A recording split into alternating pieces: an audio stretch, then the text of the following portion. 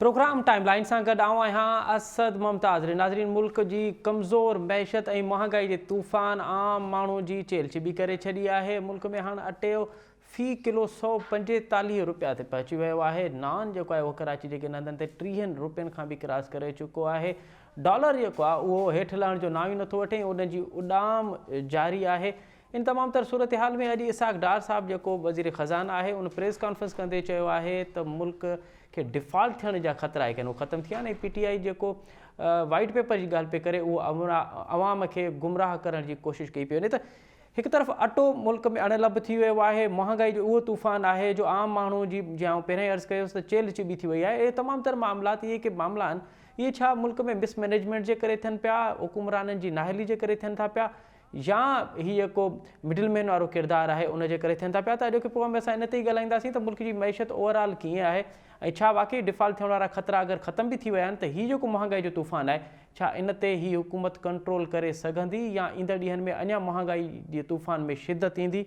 जेकॾहिं शिदत ईंदी त पोइ आम माण्हू कीअं सर्वाइव करे सघंदो। इन तमामु मौज़ुअनि ते ॻाल्हाईंदासीं। हिन वक़्तु असांखे प्रोग्राम में जॉइन कयो आहे मुल्क जो नाले वारो तजनेगार, कॉलमिस्ट ऐं कानूनदान जनाब शुआब ओस्तो साहब। उन सां गॾोगॾु असांखे जॉइन कंदो इंजीनियर अब्दुल जब्बार मेमून साहब, पाण मुआशी माहिर आहिनि, इक़्तिसादियात ते तमामु गहरी नज़र अथनि। ऐं उन सां गॾोगॾु असांखे जॉइन कंदो प्रोफेसर एजाज़ कुरैशी साहब। साईं शुआब ओस्तो साहब, अव्हां खां प्रोग्राम जो आगाज़ पिया कयूं त हीउ जेको अटो अणलभ थी वियो आहे, 145 रुपया किले ताईं पहुची वियो आहे, 300 रुपया दर्जन खां क्रॉस करे विया आहिनि अंडा, आना 300 रुपया दर्जन क्रॉस करे विया आहिनि, 200 रुपया किले ताईं वञी खीर पतो आहे। हीउ एॾो तूफ़ान महांगाई जो अव्हां कीअं पिया ॾिसो? छा इहो मिसमैनेजमेंट जे करे थिए थो पियो, या अव्हांखे लॻे थो त पोइ इन जे पोयां का चैन आहे जंहिंखे फ़ाइदो थिए थो? साईं, हाणे इहो हिकिड़ो तमामु डिघो बहस आहे ऐं असांखे सम्झणो पवंदो मुल्क जी जेका मौजूदा सूरत हाल आहे उनखे मजबूरी तौर ते ॾिसंदो त तव्हांखे शायदि इहे सभु जेके हिन वक़्तु मौजूदा मसइला आहिनि सम्झ में ईंदा। ॾिसो, सभ खां वॾो मसइलो जेको हिन वक़्तु पैदा थियो आहे पाकिस्तान में उहो आहे डीवैल्यूएशन जो। जी, असांजो रुपयो जेको आहे वञे पियो किरंदो। ओपन मार्केट में त हाणे 270 रुपए में बि तव्हांखे डॉलर नथो मिले ऐं असांजी जेका इकॉनमी आहे उन में तक़रीबन $70 बिलियन जी असां इम्पोर्ट था कयूं जी, ऐं तमामु वॾो डेफिसिट आहे। ऐं असांजी जेका इम्पोर्ट आहे उन में तमामु वॾो हिकिड़ो मिक़दार आहे एनर्जी, ऑयल, गैस जी। इन खां अलावा एडिबल ऑयल सां जेको खाइण में इस्तेमालु थींदो आहे। इवन असां जेको आहे कणिक था इम्पोर्ट कयूं, कॉटन था इम्पोर्ट कयूं, मशीनरी ऐं इन खां अलावा गाॾियूं, लग्जरी गुड्स ऐं फार्मास्यूटिकल। सो हाणे इहो इम्पोर्ट जो जेको बिल आहे उहो एॾो घणो आहे जो असां वटि फॉरेन एक्सचेंज आहे ई कोन, जंहिंजे नतीजे में तव्हां ॾिसो त LCs कोन थी खुलनि ऐं इवन जेके दवाउनि ठाहिण जा जेको रॉ मटीरियल आहे ॿाहिरों ईंदो आहे जेको, उहो बि रुकियो पियो आहे। ऐं हाणे दवाउनि ठाहिण लाइ बि हिननि वटि जेको आहे सुको मिक़दार में को रॉ मटीरियल कोन्हे। ॿियो त ॾिसो, पाकिस्तान दुनिया जी 5 नंबर ते मोस्ट पॉपुलस आबादी लिहाज़ खां मुल्क आहे जी, ऐं इन मुल्क में जेको हिन वक़्तु निज़ाम आहे उहो तव्हां ॾिसो त हिकिड़ो अजीब क़िस्म जो ख़ौफ़ थो महसूसु थिए त पाकिस्तान हिन वक़्तु जेको बुनियादी जेको मसइलो आहे पाकिस्तान सां उहो आहे बैलेंस ऑफ पेमेंट जो मसइलो। ऐं असां वटि पैसा कोन्हनि, फॉरेन एक्सचेंज कोन्हे। फॉरेन एक्सचेंज न हुजण जे करे तमामु घणा मसइला पैदा थिया आहिनि जेके मां तव्हांखे जिन निशानदेही कई। जी सर। इन खां अलावा जेको प्रॉब्लम आहे उहो आहे करप्शन जो। ॾिसो, जॾहिं असां जेको रोइणो रोईंदा आहियूं करप्शन जो, उनजो जेको हिकिड़ो सबबु हूंदो आहे इहो ई हूंदो आहे त जॾहिं करप्शन हूंदी आहे, रूल ऑफ लॉ न हूंदो आहे, त पोइ जेकॾहिं मुल्क में अहिड़े क़िस्म जूं हालतूं पैदा थियनि थियूं जिते महांगाई वधण जो ख़तरो आहे, त पोइ उहा महांगाई ब्लैक मार्केटिंग जे करे बि वधंदी आहे, बैड गवर्नेंस जे करे बि वधंदी आहे। जेको हिन वक़्तु जेके माफ़ियाज़ पैदा थी वयूं आहिनि, अटे जूं, तव्हांजूं खंड जूं, तव्हांजा मुख़्तलिफ़ भाॼियूं, यानी रोज़ का न का शइ हिकदमि वधी थी वञे। खीर ॾिसो वञे किथे पुॻो, घणे घटि 200 रुपया किलो थी वियो आहे खीर। बिल्कुलु सही। अंडा कोन था मिलनि।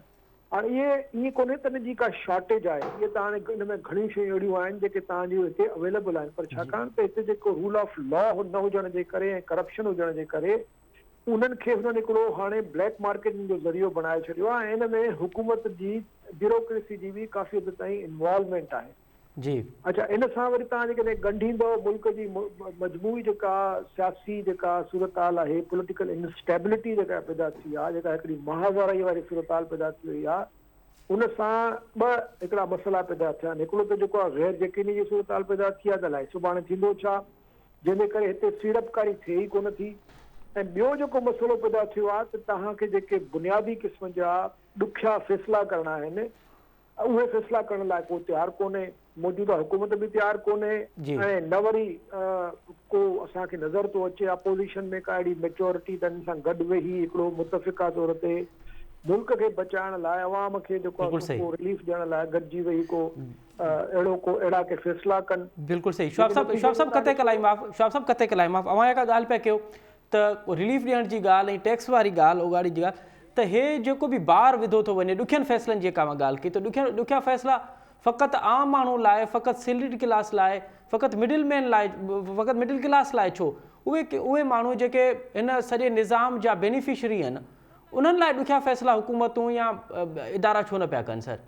ॾिसो, अनफॉर्चुनेटली जॾहिं जमहूरियत कमज़ोर हूंदी आहे त पोइ फ़ैसिला बि उहो ई माण्हू कंदा आहिनि जेके बेनिफिशरी हूंदा आहिनि उन सिस्टम जा। हिन वक़्तु सही ॻाल्हि, सभ खां वॾा बेनिफिशरीज़ जेके आहिनि उहे ई रूलिंग एलीट आहे जेका वेठी आहे, जंहिंमें एस्टेब्लिशमेंट बि शामिल आहे। तव्हां ॾिसो, अॼु बि डिफेंस जी बजट जेको आहे सो हे घटि करण लाइ तयारु कोन्हनि के, जॾहिं त असां वटि पैसा ई कोन्हनि के। हाणे असां इहो जेको बार आहे, बजट डेफिसिट वञी किथे पुॼी आहे, 9-10% ते वञी पुॼी आहे। अॼु बि तव्हां ॾिसो त टैक्स टू GDP रेशियो जेके तव्हां ॾिसो त उहे 9 ते 8 ते आहे। जेके सुधरियल मुल्क आहिनि, एडवांस मुल्क आहिनि, उते त स्कैंडिनेविया में 40% टैक्स GDP आहे। माना त जेको GDP में जेको टैक्स जो रेवेन्यू कठो थो थिए उनजो रेशियो वञी 35 खां 40% ताईं आहे। असां वटि 9% आहे, इंडिया में बि 15% आहे। जॾहिं तव्हां टैक्स बि कोन था ॾियो, जॾहिं तव्हां जेको आहे सो बिल बि कोन था ॾियो, जॾहिं तव्हां उल्टो बिजली बि चोरी था कयो, गैस बि चोरी था कयो ऐं ब्लैक मार्केटिंग बि था कयो, त इन सॼे निज़ाम जे पुठियां इहो इलीट वेठो आहे न। जी सर। पोइ इलीट उहो तव्हांखे मुख़्तलिफ़ शिकिलनि में नज़र ईंदो। किथे उहो इलीट तव्हांखे ब्यूरोक्रेसीअ जे ज़रिए नज़र ईंदो, किथे तव्हांखे पॉलिसी मेकिंग में नज़र ईंदो। हिन वक़्तु मसइलो छा आहे, IMF सां छो नथा वञी हे वेहनि? छाकाणि त IMF जेके शर्तूं आयद कयूं आहिनि उहे शर्तूं पूरियूं करण लाइ तयारु न आहिनि। छाकाणि त जेकॾहिं उहे शर्तूं पूरियूं कंदा, उन लाइ जेके ॻरा फ़ैसिला करणा पवंदा, उन में हिननि जो जेको पॉलिटिकल एसेट आहे उहो बर्बादु थींदो। त हे पंहिंजी मुस्तक़बिल जी हुकूमत बचाइण लाइ, पंहिंजी सियासत बचाइण लाइ हे इहे ॾुखिया फ़ैसिला नथा कनि। जेकॾहिं इहे ॾुखिया फ़ैसिला कंदा त ज़ाहिर आहे तव्हांखे IMF तव्हांजो जेको आहे सो प्रोग्राम खे कंटिन्यू कंदी, उन सां जेको इहो हिकदमि दबाव पैदा थियो आहे। ॾिसो, हिन वक़्तु छा सूरत हाल आहे? हिन वक़्तु सूरत हाल सिर्फ़ु हिकिड़ी वञी बची आहे त तव्हां दबाए जेको आहे सो कर्ज़ था वठो, यानी ट्रेजरी बिल्स बि विकिणो था। हाणे मां उन ॾींहुं पढ़ां पियो त तक़रीबन कोई 1200-1300 अरब रुपयनि जा या कुझु अहिड़ो अमाउंट हुयो जंहिंजा ट्रेजरी बिल्स था जेको आहे सो हाणे ऑक्शन करणु शुरू कनि। जंहिंजो मतिलबु आहे त वरी तव्हांजी डेट सर्विसिंग जेका थींदी उहो उनजी तव्हांखे कॉस्ट ॾाढी घणी करणी पवंदी।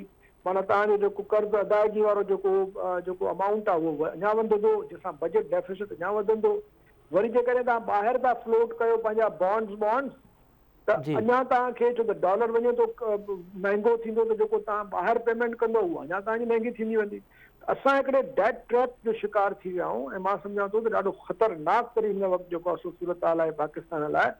हिननि खे वेही इहो मसइलो हल करणो पवंदो। जेकॾहिं हे इन मायोपिया या इन जेको आहे सो ख़ुदगर्ज़ी या इन मुफ़ाद परस्ती मौक़ा परस्ती जो शिकार रहिया त मां सम्झां थो त माण्हू मुंहिंजो त ख़्याल आहे रोडनि ते निकिरी ईंदा। अच्छा शवाब साहब, असां ॾिसूं था पिया त हीउ जेको निज़ाम आहे जेको अवां ॾाढो तफ़सीली उनजो तर्जुमो कयो आहे, इन में जेको नुक़सानु थो थिए या को पीड़ाव थो थिए उहो आम माण्हू जो थो थिए। अवां चओ पिया त बेनिफिशरी उहे आहिनि जेके फ़ैसिला कनि था पिया, ॿिया के अहिड़ियूं धुरियूं आहिनि जिन्हनि खे फ़ाइदो थिए थो इन धुरियुनि में, उहे धुरियूं कहिड़ियूं आहिनि जिन्हनि खे इन ॿुसट वारे माहौल में उन्हनि खे फ़ाइदो थींदो हुजे? ॾिसो, असां वटि तक़रीबन 80% माण्हू मिडिल क्लास या लोअर मिडिल क्लास जा आहिनि जेके हिन वक़्तु पीड़िजी विया आहिनि जी। बाक़ी 15-20% जेके आहिनि जंहिंमें तव्हांजो अपर मिडिल क्लास आहे, जंहिंमें ब्यूरोक्रेसी आहे, जंहिंमें तव्हांजी पॉलिटिकल एस्टेब्लिशमेंट आहे, मिलिट्री एस्टेब्लिशमेंट आहे, उन्हनि खे त हिकिड़ो तमामु वॾो हिकिड़ो अलाउंस आहे, तमामु वॾी हिकिड़ी उन्हनि जी जेका सो हिकिड़ो इंफ्रास्ट्रक्चर आहे, उन्हनि खे सब्सिडाइज़ हिकिड़ी जेको आहे सो सब्सिडाइज़ इकोनॉमी आहे उन्हनि जी, प्लस उन्हनि खे तरजीह मिलंदी आहे हमेशह जी जॾहिं बि बजट ठहंदी आहे सभ खां पहिरियों डिफेंस लाइ पैसा कढिया वेंदा आहिनि, डेट सर्विसिंग खां पोइ, ऐं पोइ उन खां पोइ जेको वरी करंट अकाउंट जेको एक्सपेंडिचर आहे उन लाइ पैसा कढिया वेंदा आहिनि। उन खां पोइ डेट जेके ॿिया ग्रांट्स ॾेई उन खां पोइ बाक़ी जेको वञी बचे थो 200-300 अरब रुपया उहो रखंदा आहिनि पोइ डेवलपमेंट लाइ। जेको तव्हां ॾिसो त हर साल हिकिड़ो नओं ट्रेंड शुरू थियो आहे हाणे त 30% बि डेवलपमेंट ते ख़र्च कोन थो थिए, छाकाणि त या त पैसा आहिनि ई कोन या उहे पैसा लैप्स था करे छॾनि त जीअं नेक्स्ट ईयर वरी असां बजट खे वधाए पेश कयूं। माना मथां खां वठी हेठि ताईं सॼी जेका आहे इहा जेका एक्सरसाइज़ आहे इहा फ्रॉड ऐं माण्हुनि खे धोखो ॾियणु, ऐं उहो इन करे मुमकिन आहे जी जो माण्हुनि वीचारनि वटि का सियासी अहिड़ी पार्टी कोन्हे जेका हुननि खे तहफ़ुज़ ॾे। इहे जेके मेन स्ट्रीम पार्टीज़ आहिनि, पीपल्स पार्टी हुजे या PMLN हुजे या इमरान ख़ान हुजे, उन्हनि सभिनी जी इकोनॉमिक पॉलिसी हिकिड़ी ई आहे।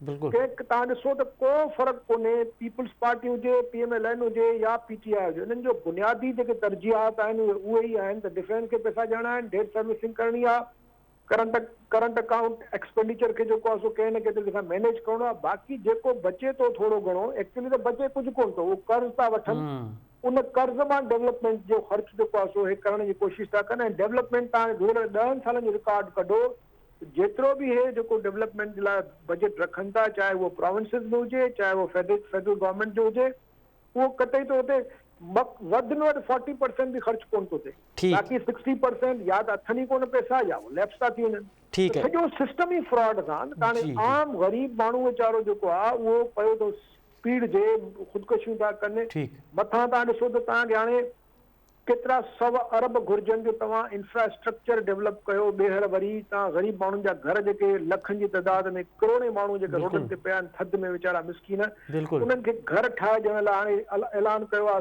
गवर्नमेंट ऑफ सिंध असां साईं अलाए 300 अरब लाइ फटा 300 अरब।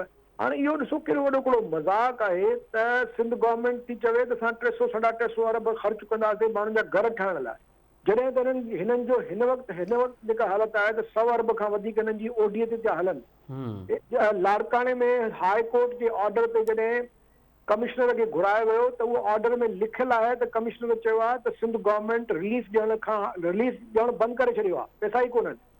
त हीउ सॼो जेको सिस्टम आहे न इहो फ्रॉड ते थो हले, उहो इन जे करे जो माण्हुनि वटि सियासी तौर ते को प्लेटफॉर्म कोन्हे, अवामी लिहाज़ खां को दबाव हिननि जे मथां कोन्हे, अपोजिशन पार्टी कोन्हे, छाकाणि त सिंध में त अपोजिशन आहे ई कोन। पूरे मुल्क में बि अपोजिशन जेका आहे उहा सिर्फ़ ऐं सिर्फ़ ताक़त खे पावर खे कैप्चर करण जी आहे, अवामी मुफ़ाद लाइ, अवाम जेको आहे सो मुस्तक़बिल लाइ, ॿारनि जो स्कूलिंग लाइ, हेल्थ लाइ कुझु कोन्हे। बिल्कुलु सिर्फ़ जेको आहे इलीट्स अंधो थी वियो आहे हिन वक़्तु पंहिंजी ताक़त ऐं पैसे जे जेको आहे जंग में। ठीकु है शहाब साहब, अवां सां गॾु ई रहिजो। इंजीनियर अब्दुल जब्बार मेमून साहब असांखे जॉइन कयो आहे। इंजीनियर साहब प्रोग्राम में ख़ुशि आमदीद। इंजीनियर साहब इहो ॿुधाइजो त अॼु हितां था शुरूआत कयूं त इसाक डार साहब प्रेस कॉन्फ्रेंस कंदे चयो आहे त मुल्क जे डिफॉल्ट थियण जा ख़तरा ख़तमु थी चुका आहिनि, असां मुल्क जी जेका इकोनॉमी आहे उनखे बहितर कयो आहे, असांजे 6-8 महीननि में मुल्क जी इकोनॉमी बहितर थी आहे, असां मुल्क खे माशी बहराननि में कढी आया आहियूं। अव्हांखे लॻे थो पियो त मुल्क माशी बहराननि मां निकिरी आयो आहे, हाणे सुकून कजे, इत्मिनान कजे त मुल्क डिफॉल्ट न थींदो? ॾिसो इनवेरिएबली तव्हां तमामु मुंहिंजो ख़्याल आहे हिकिड़ो एक्सेप्शनल केस थींदो जंहिंमें पाकिस्तान में इकोनॉमिस्ट समझदार माण्हू या जिन जो ताल्लुक ट्रेड एंड कॉमर्स सां हुजे या जेके पाण हुकूमत में रहियल हुजनि उहे इन ॻाल्हि खां इनकारी थियनि त IMF जे प्रोग्राम में जल्द खां जल्द असांखे वञणु खपे। पाकिस्तान में जेको IMF जो प्रोग्राम आहे उहो 7th रिव्यू 6 खां शुरू थिए थो, 7th ऐं 8th क्लब थियनि था, 9th ते असां अची बीठा आहियूं। असां वटि हिन वक़्तु चॉइस जेका आहे सा तमामु हिन वक़्तु हुकुमराननि वटि हिकिड़ी लिमिटेड चॉइस आहे। उन लिमिटेड चॉइसिस खे इहे जेके लफ़्ज़ डार ॻाल्हाए वेठो या हुकूमत ॻाल्हाए वेठी उन सां इन लिमिटेड चॉइस जे खे ओवरकम नथो करे सघिजे। लिमिटेड चॉइस आहे 4 हफ़्तनि जी। जेकॾहिं 4 हफ़्तनि में जेकॾहिं IMF सां गुफ़्त शनीद जेका आहे सा तकमील नथी थिए त पाकिस्तान बिल्कुलु श्रीलंका वारे सिचुएशन में अची सघे थो, छाकाणि त श्रीलंका जी सिचुएशन इहा आहे त IMF खां उन्हनि हिकिड़ो नओं प्रोग्राम वरितो जंहिंखे चइबो आहे डेट रीस्ट्रक्चरिंग। पाकिस्तान हिन वक़्तु तमामु वेझो आहे, 3 खां 4 हफ़्ता आहिनि हुक्मराननि वटि, छाकाणि त पंहिंजा जेके बि क्रिमिनल केसिस वग़ैरह सभु माफ़ कराए चुका आहिनि। नैब शैब जेका आहे सा तक़रीबन हिकिड़ी वाइंड अप थी चुकी आहे, हुक्मरानी बि मिली आहे, क्रिमिनल चार्जिस बि ख़तमु थी चुका आहिनि। त हिन वक़्त जे पोज़ीशन में हुक्मराननि खे खपे त कंहिं तरीक़े सां जेको आहे सो IMF जे प्रोग्राम में वञनि। हाणे क्वेश्चन इहो थो पैदा थिए त तव्हां ज़रूरु मूंखां इहो सुवालु पुछो, आख़िर उहे कहिड़ियूं मजबूरियूं आहिनि जो IMF जे प्रोग्राम में हिननि खे फौरी तौर ते वञण खां जेको आहे सो मना पई थी कनि। उनखे चइबो आहे रिलीफ मेजर्स। हिन वक़्तु जेका महांगाई आहे, जेका बिजली जी सूरत आहे, जेका गैस प्राइसिंग आहे, जेका तव्हांजी ऑयल प्राइसिंग आहे, या जेके बि उहे शयूं जंहिंखे चइजे त हिकिड़ी उहा बास्केट जंहिंसां हिकिड़ी महांगाई जेका आहे सा वर्कआउट थींदी आहे, उहा पंहिंजे हिकिड़े पाकिस्तान में 1970 खां पोइ हाईएस्ट ऑर्डर ते बीठी आहे। हाणे उन हाईएस्ट ऑर्डर ते वेहण खां पोइ इकोनॉमी जी मैक्रो इकोनॉमी जी सूरत हाल तमामु ख़राबु आहे ऐं उन जे सुधारे जा के बि चांसिस इन करे कोन्हनि जो पाकिस्तान वटि हिन वक़्तु जेके $6 अरब प्लस आहिनि, उन मां $5 बिलियन त ॿाहिरां जेके आहे हिकिड़ी अमानत पई आहे, जंहिंखे असां कंहिं बि हालत में इम्पोर्ट इकोनॉमीअ जो हिसो नथा सम्झी सघूं। हाणे जेकॾहिं $5 अरब जेके आहिनि से अमानत आहे त बाक़ी असां वटि छा आहे? बाक़ी त असां वटि 2 हफ़्तनि जो जेको आहे सो हिकिड़ो जेको आहे सो इकोनॉमिक जोड़ जेको आहे, जेको 2 हफ़्तनि जी रिक्वायरमेंट वॾी मुश्किल सां असेंशियल खां वधीक मोस्ट असेंशियल ते असां करे सघूं था।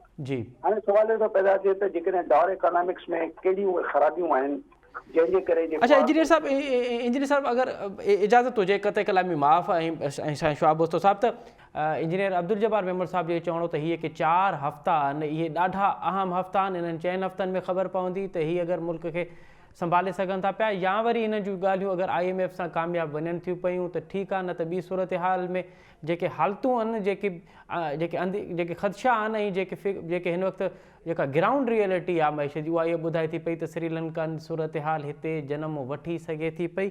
हाणे इहे के मामला आहिनि इहे वेंदा काॾे, प्रोग्राम जे हिन हिसे में बि इनते ॻाल्हाईंदासीं। साईं इंजीनियर अब्दुल जब्बार मेमन साहब, वक़फ़े खां अॻु में अव्हां इसाक डार इकोनॉमी जी कमज़ोरियूं ॿुधायो पिया त डार इकोनॉमी में कमज़ोर किथे आहिनि, उन में कोताहियूं किथे आहिनि, अव्हां उनजो ज़िक्र पिया कयो sir please. So Dar economics जेका 2013 ऐं 17 वारे किसे में जॾहिं हे हिते हूंदा हुआ, उन में हिननि जेको आहे सो मसनूई तरीक़े ते रुपए जे अघ खे जेको आहे सो रियलिस्टिक अघ खां जेको आहे सो वधाए करे रखियो हो, जंहिंजे करे जेको आहे सो इम्पोर्ट इकोनॉमी जेका आहे सा उन जी जेका फिनिश कॉस्ट माण्हुनि जे लाइ घटियल हुई। इन करे इहो चवण में मुंहिंजो ख़्यालु आहे असांखे को ॿराए न हुअणु खपे त इम्पोर्ट कॉस्ट उन्हनि कंटेंट्स जी जेके ॿाहिरां अचनि पिया उन्हनि जी क़ीमतूं जेके आहिनि से घटि हुयूं।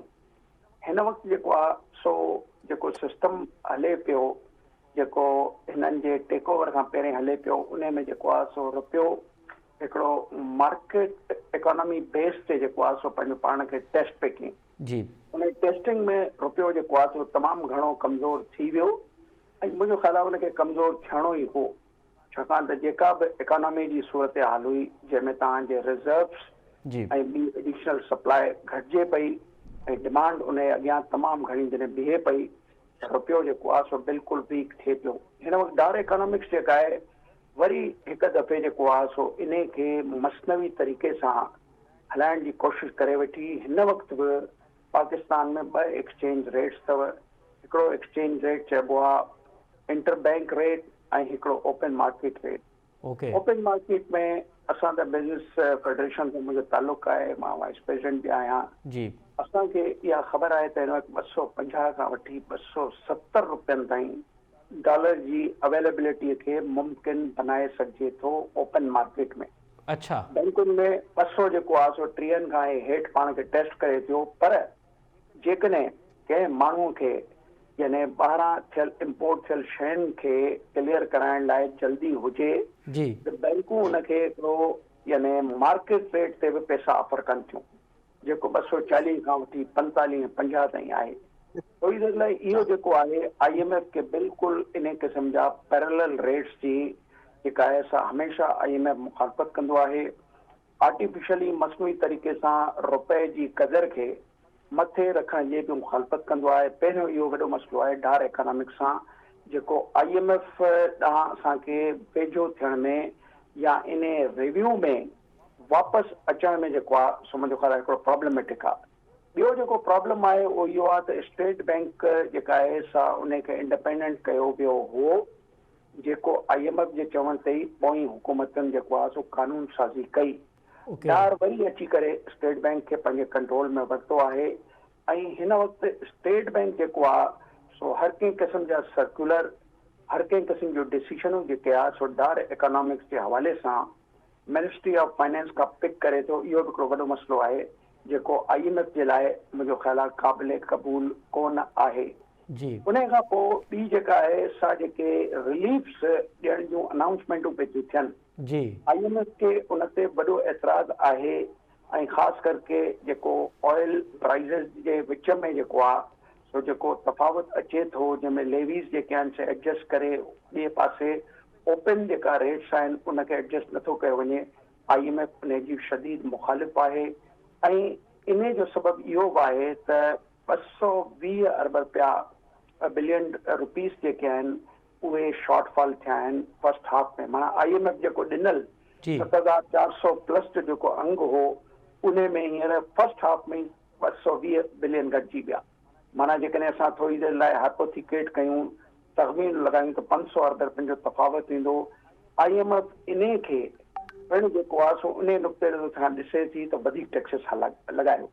डार इकोनॉमिक्स इन करे टैक्सिस वधीक नथी लॻाए छाकाणि त जेकॾहिं हुकूमत करणी आहे ऐं इकोनॉमीअ में जेको आहे सो मसनूइयत आणणी आहे ऐं पंहिंजा केस ऐं पंहिंजूं इरेगुलरिटीज़ खे माफ़ कराइणो आहे त पोइ जेको आहे सो इन क़िस्म जा जेके आहिनि से यानी एक्शन्स नथा खणी सघनि। अच्छा सर कतई कला बि माफ़ सर इंजीनियर साहब अवां नेटशेड में मूंखे ॿुधाइजो त छा अवां सम्झो पिया त ही 4 हफ़्ता इन जूं ॻाल्हियूं कामयाब थी वेंदियूं IMF सां या न?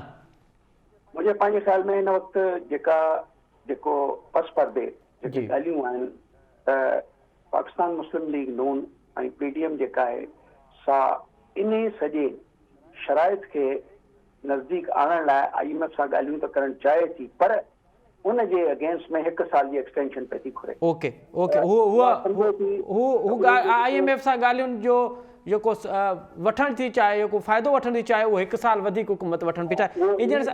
जी सर इन करे जो सिंपल वे में इहे जेके डिसीशन्स हूंदियूं आहिनि मैक्रो इकोनॉमिक स्टेबलाइजेशन जूं इहे पॉपुलर डिसीशन्स न हूंदियूं आहिनि।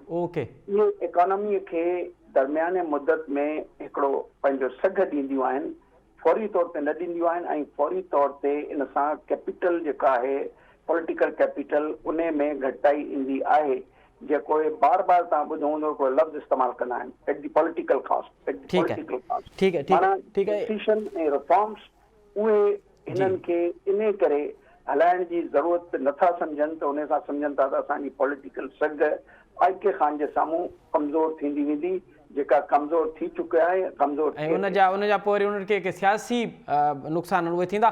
साईं आउं वटि ॿीहर अचां थो पियो प्रोफेसर एजाज़ कुरैशी साहिब खां उनखे प्रोग्राम में शामिलु कयूं था पिया। साईं प्रोफेसर एजाज़ कुरैशी साहिब प्रोग्राम में ख़ुशामदीद। हीउ जेको अटो अणलभ थी वियो आहे ख़ासि करे सिंध में सर अव्हांखे छा थो नज़र अचे छा इहो मिसमैनेजमेंट जे करे थियो आहे या नियतनि में को मसइलो आहे नियतूं कोन्हनि नियतूं ख़राबु आहिनि उन करे जेको मिडिल मैन आहे उहो इन जो फ़ाइदो वठे थो पियो ऐं आम माण्हू पीसिजे पियो? साईं तव्हां जेका ॻाल्हि तव्हांजी महिरबानी इहे बिल्कुलु ॿई ॻाल्हियूं आहिनि। हिकु त बद इंतज़ामी जी माना जेका मिसमैनेजमेंट चऊं था जी ऐं जेका बद नियती जी माना इहे सभु ॻाल्हियूं उते आहिनि। मिडिल मैन चए थो त मां कास्ट ते मां कमायां ऐं पंहिंजा पेट भरियां माण्हू भली बुख मरे। जी हिकु त इहो जेको आहे शेवो आहे ऐं आटो आहे उहो उन ते जी। ॿी ॻाल्हि आहे त मिसमैनेजमेंट जी इहा एॾी ॻाल्हि आहे जो जेके माण्हू आहिनि से शयूं लाइ वेही रहिया आहिनि दुकानदार रहिया आहिनि ऐं जेके आहिनि जे इहो मिडिल मैन बि लिकाए थो वेहे ज़मीनदार पर उन खां सवाइ जेको गवर्नमेंट जा माण्हू आहिनि, गवर्नमेंट का मशीनरी आहे, उहा इन खे ध्यानु कोन थी ॾिए।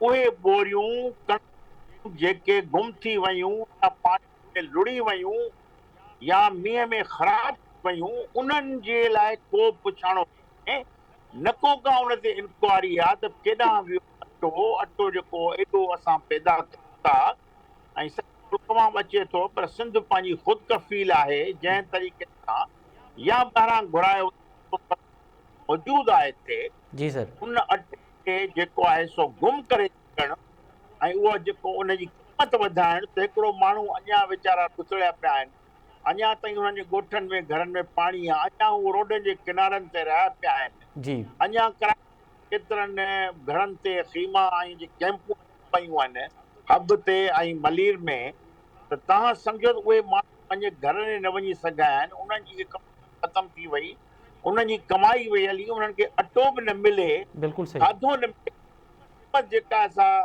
ॿीड़ चोण ते वधी वई आहे। आउं सम्झां थो त इहो जेको पॉवर्टी असांजी जेका गुरबत जी जेका शरह आहे जी सर, उहा थिए पई ऐं उन तमामु धकु लॻो आहे।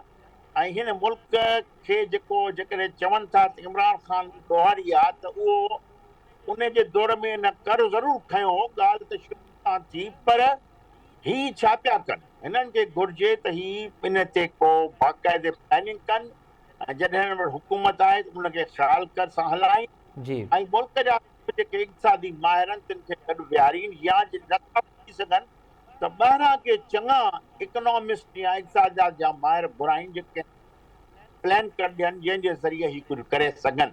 अच्छा एजाज कुरैशी साहब, अव्हांखे लॻे थो पियो त वफ़ाक़ी हुकूमत ऐं ख़ासि करे सूबाई हुकूमत, सिंध हुकूमत, हीउ जेको अटे जो बहिरान पैदा थियो आहे ऐं महांगाई जो तूफ़ान कर खयो आहे, इन ते कंट्रोल करण जी इन्हनि जी आहे कैपेसिटी, आहे ही कंट्रोल करे सघनि था पिया, या मां सम्झो पिया त इन्हनि जी हाणे उहा कैपेसिटी कोन्हे त इन एॾे वॾे बहिरान खे कंट्रोल करे सघे?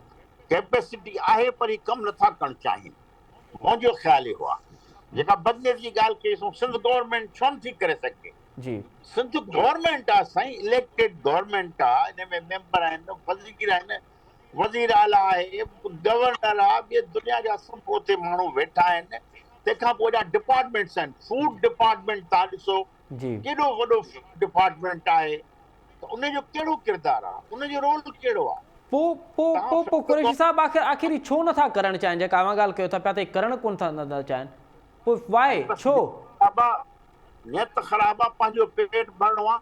वफ़ाक़ी हुकूमत जो हिते अमल दख़ल भली वफ़ाक़ी हुकूमत करे, पर आउं सम्झां थो त सिंध गवर्नमेंट करे सघे थी न। वफ़ाक़ी हुकूमत जो असां हिकिड़ो पंहिंजे धरतीअ ते पंहिंजे सभिनी ज़मीन ते अटो पैदा कयूं था, असां वटि मिलूं आहिनि, असां वटि प्लानिंग डिपार्टमेंट आहे, इकोनॉमिक डिपार्टमेंट आहे, असां वटि फाइनेंस डिपार्टमेंट आहे, असां वटि फूड डिपार्टमेंट आहे।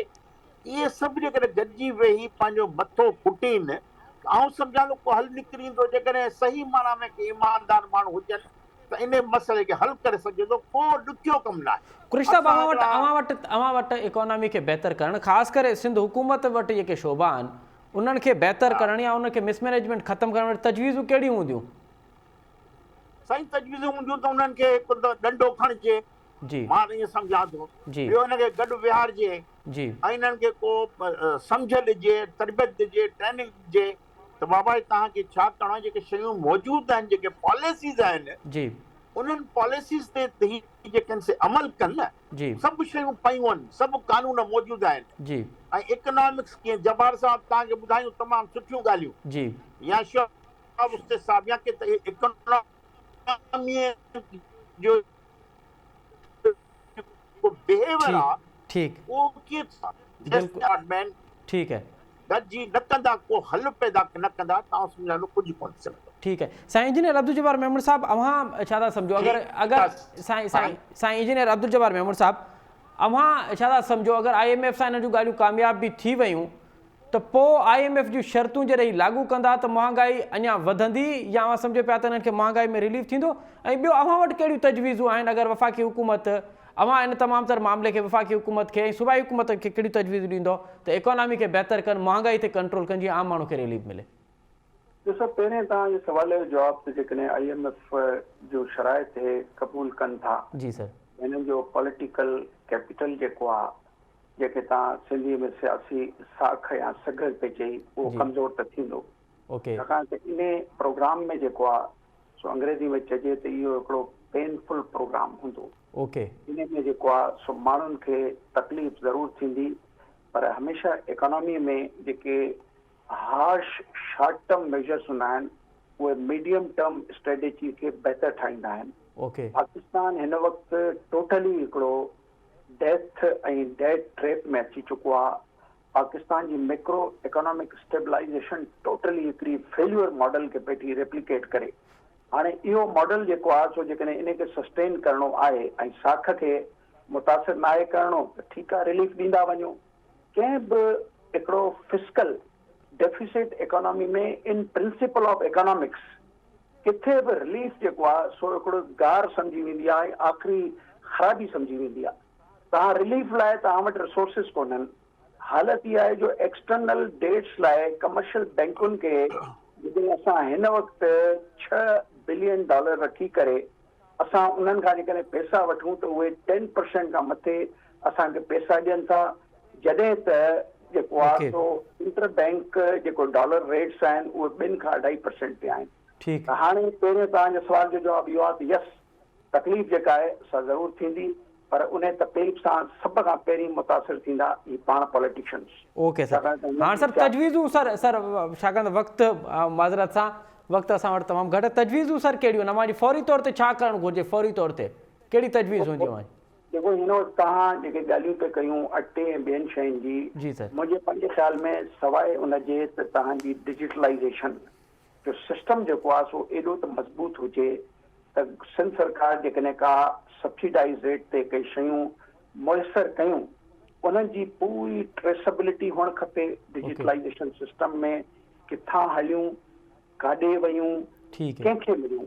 डैशबोर्ड ते हर माण्हूअ जो नालो अचणु खपे जेको रेसिपिएंट हो, ऐं प्रेफरेबली उन डैशबोर्ड में उन्हनि माण्हुनि जा नाला प्रायोरिटी ते हुअणु खपनि जेके बेनज़ीर इनकम जेके सभ खां वधीक मुतासिर आहिनि, जिन्हनि जी इनकम जेका आहे माण्हुनि जा जेके आहिनि से उहे डैशबोर्डनि ते प्रायोरिटी हुअणु खपे।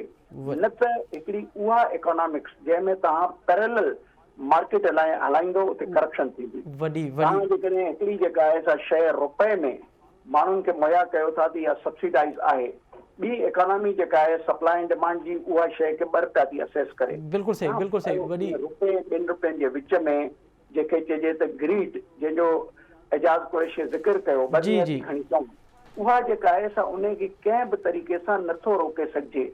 आंसर इज़ तव्हांजी डिजिटलाइज़ेशन, सेंसिटिव मॉनिटरिंग ऐं वधि खां वधि मुतासिरीन जेके आहिनि आइडेंटिफाई थियनि प्रोग्राम थ्रू BISP ऐं थ्रू ॿियनि प्रोग्रामनि जे जेके डैशबोर्ड ते प्रायोरिटी वठनि। वॾी महिरबानी साईं इंजीनियर अब्दुल जब्बार, वक़्तु असां वटि तमामु घटि, न त असां तफ़सीली तौर ते अञा बि न ते ॻाल्हायूं। वॾी महिरबानी इंजीनियर अब्दुल जब्बार मेमन साहब, प्रोफेसर एजाज़ कुरैशी साहब, साईं शुआब बोस्तो साहब, अमां टिनि मौजूद महिमान जी वॾी महिरबानी। नाज़रीन, अमां टिनि असांजे मौजूद महिमाननि जो मौजूदु आहे मुल्की मैशत ते, ऐं हीउ जेको अटे जो बहरान पैदा थियो आहे उन ते अवां तफ़सीली तौर ते ॿुधो। साईं इंजीनियर अब्दुल जब्बार मेमन साहब चवणु आहे त इसाक़ भले पंहिंजी प्रेस कॉन्फ्रेंसिस में इहो वाज़े करे त मुल्क डिफॉल्ट थियण जे ख़तरे खां ॿाहिरि थी वियो आहे। हीअ 4 हफ़्ता तमामु अहम आहिनि। अगरि IMF सां इन जूं ॻाल्हियूं कामयाबु थियनि थियूं पियूं, उन सूरत हाल में मुल्क में महांगाई में तूफ़ान ईंदो। अगरि कामयाबु नथियूं थियनि त पोइ श्रीलंका वारी सूरत हाल हूंदी। हाणे ॾिसणो इहो आहे त मुल्की इकोनॉमी खे हुकूमत संभाले सघे थी या कोन, इहो त वक़्तु ई ॿुधाईंदो। हिते प्रोग्राम जो वक़्तु पंहिंजी पुॼाणी ते थो पहुचे। असद मुमताज़ खे ॾींदा इजाज़त। सदाईं गॾु।